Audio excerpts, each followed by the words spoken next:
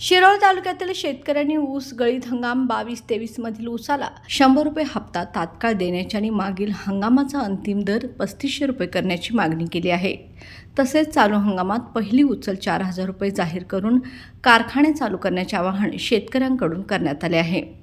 शेतकऱ्यांनी सांगितले की साखर कारखान्यांना उपपदार्थातून चांगला नफा मिळाला असूनही ऊसाला 3100 रुपये दर देण्यात आला आहे।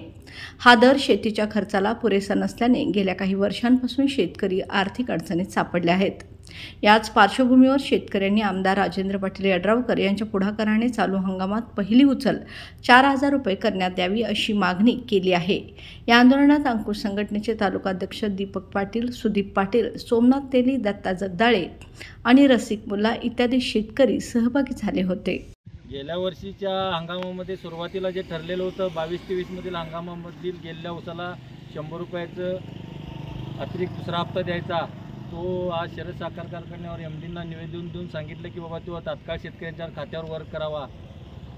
तर आपल्या कारखान्याचे तालुक्याचे आमदार या कारखान्याचे चेअरमन आहेत, त्यांनी पहिल्यांदा हा निर्णय घेऊन तात्काळ शेतकऱ्यांच्या खात्यावरती 100 रुपये द्यावं। तसेच चालूला जे गेल्या वर्षी जे ऊस गेलेला आहे त्याला 3100 रुपये पण मिळालेला आहे, तो अंतिम भाव 3500 रुपये पण द्यावा, त्याचंही फायनल या ठिकाणी काढावं।